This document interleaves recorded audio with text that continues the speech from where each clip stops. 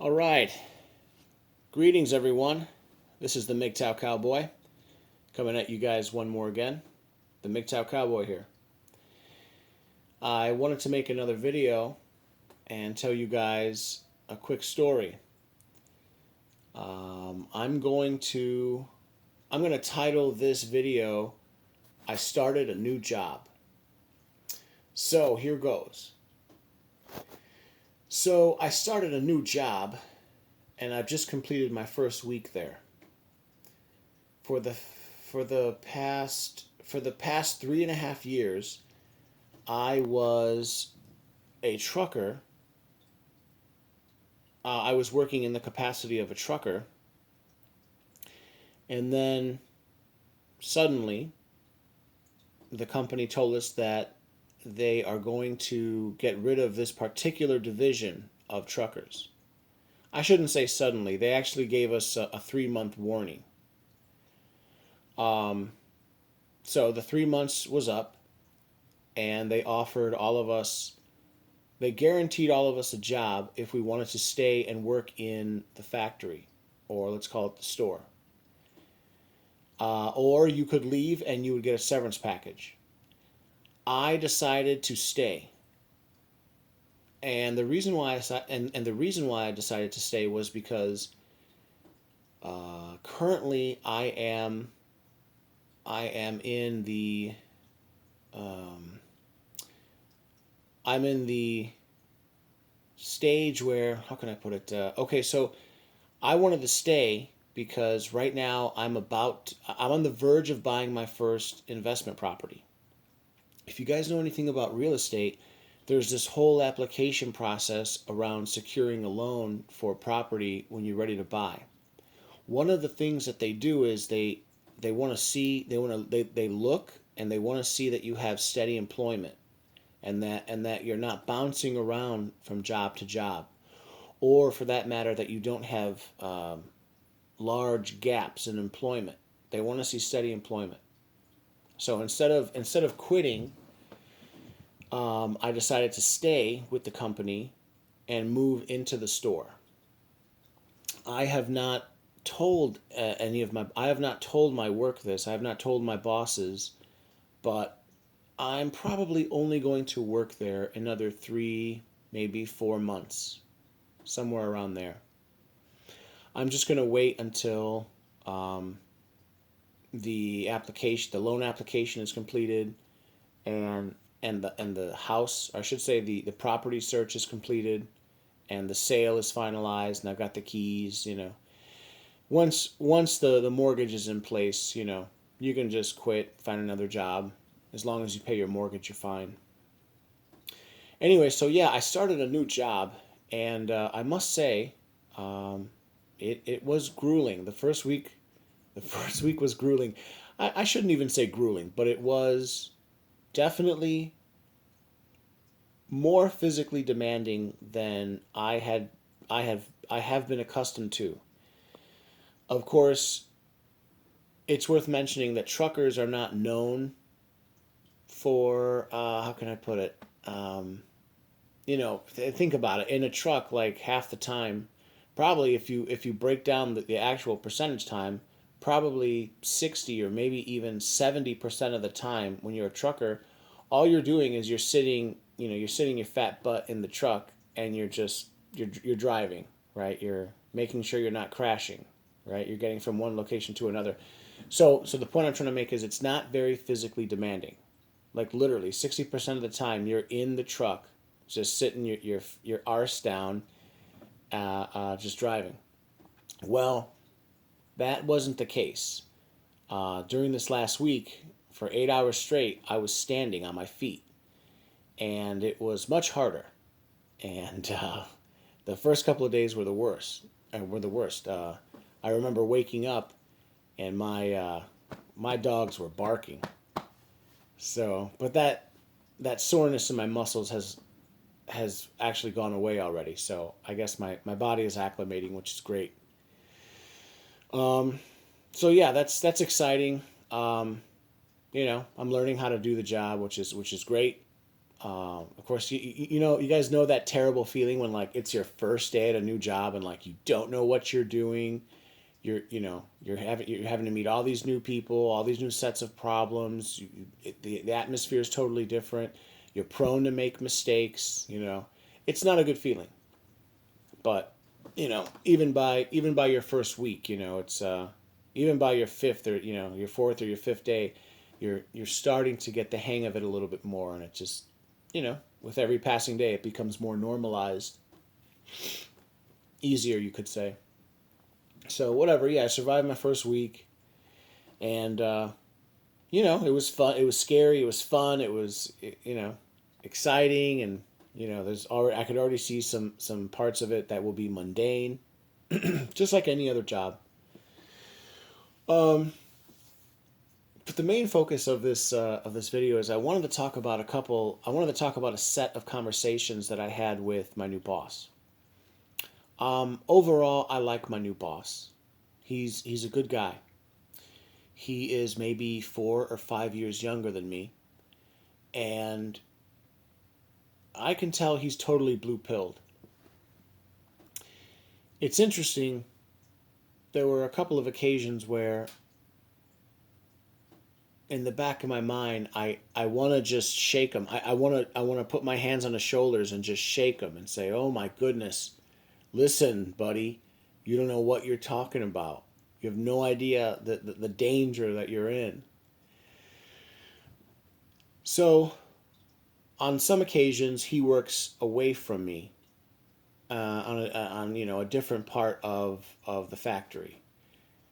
But there have also been a string of occasions where I'm working very close with him, within earshot, and we will share banter. We will talk, and we sort of chit chat while we're working, and he's talking to me, and he's telling me his life story, and he proceeds to tell me, yeah, he feels so lucky, that he's got a wife, and she's like almost 10 years younger than him, and she's such a pretty little thing, and they got a kid on the way, so he's going to be a father soon, and he's paying get this, he's paying $1,700 a month for this nice new place that he bought her, or that he bought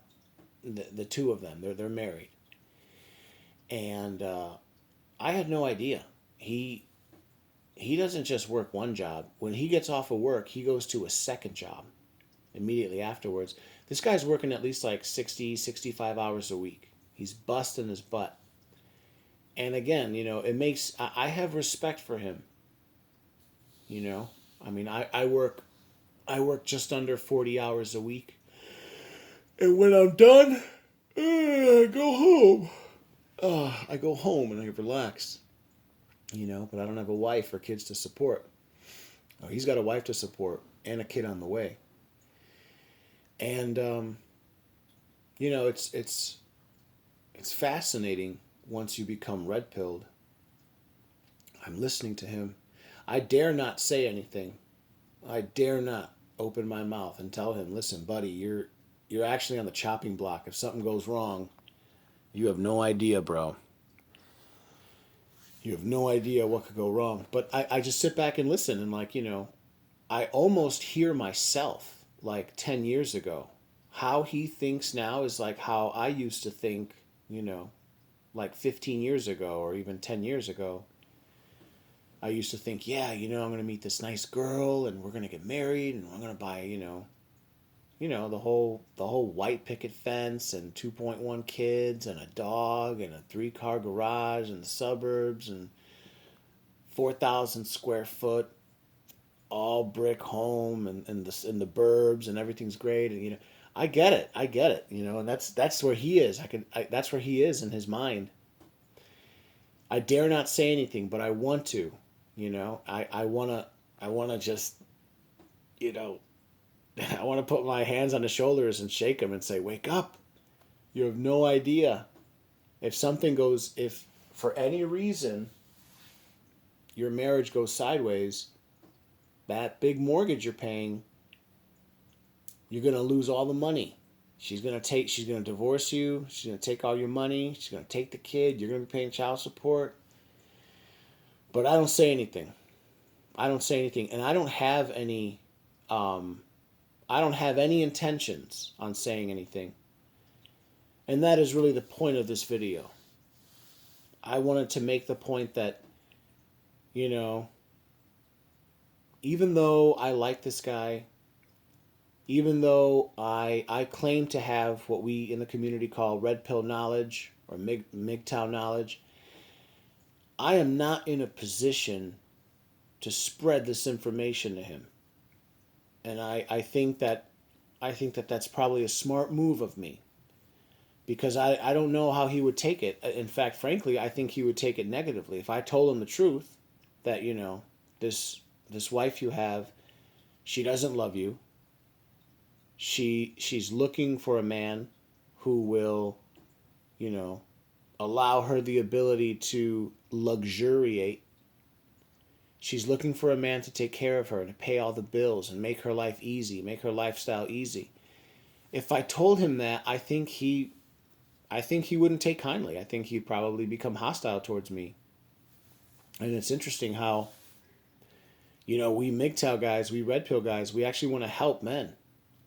But these men have gone through like this brainwashing, you know, situation, and they come out and they're so brainwashed that even though we want to help them, until they're deprogrammed, until they are sufficiently deprogrammed, they're actually dangerous to talk to.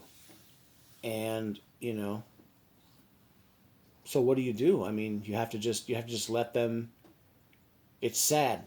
It's like I want to help them, but, you know, at the same time, I need to preserve myself. I need to, you know, put myself in a position of maximum security and safety and advantage.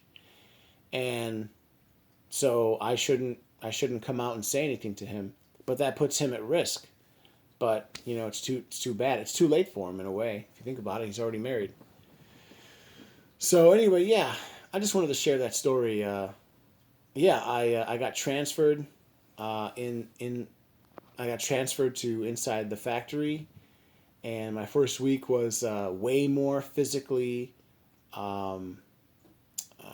It was way more physical. The level of physicality was way higher. As a trucker, you know, a lot of truckers we're not exactly known for being in great physical shape. And then lastly, yeah, I met this new boss, and it was interesting speaking with him. But he is incredibly blue pilled, and this guy works like, I don't know, somewhere between 60 and 70 hours a week. He's killing it. He makes a lot of money, but it's all going towards, you know, building up this dream for this woman. But he doesn't know that because he thinks it's his dream. And I am sorry, I'm sad to say that, but that's what I think it is. And I worry that he'll be just another statistic, you know.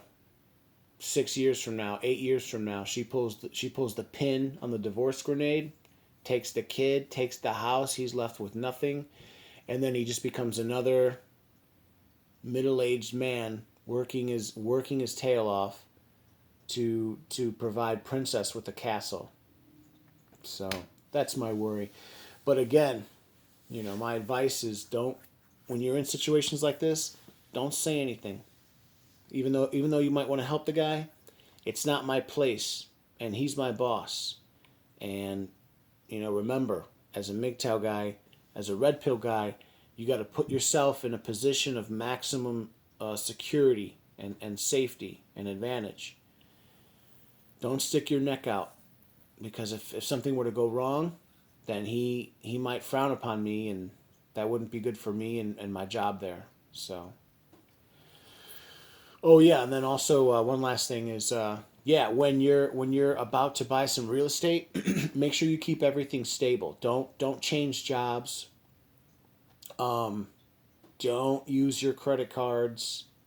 Don't open up any new credit cards. Do everything you can to keep your your job. How can I put it? Your because they check your job performance. They want to see job stability. Job stability.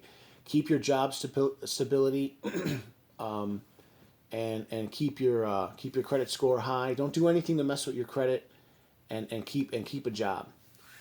So anyway, that's basically it. This is the Mgtow Cowboy here. If you guys like my videos, please like, please share, please subscribe, and have a good rest of your evening, gentlemen. All right, bye now.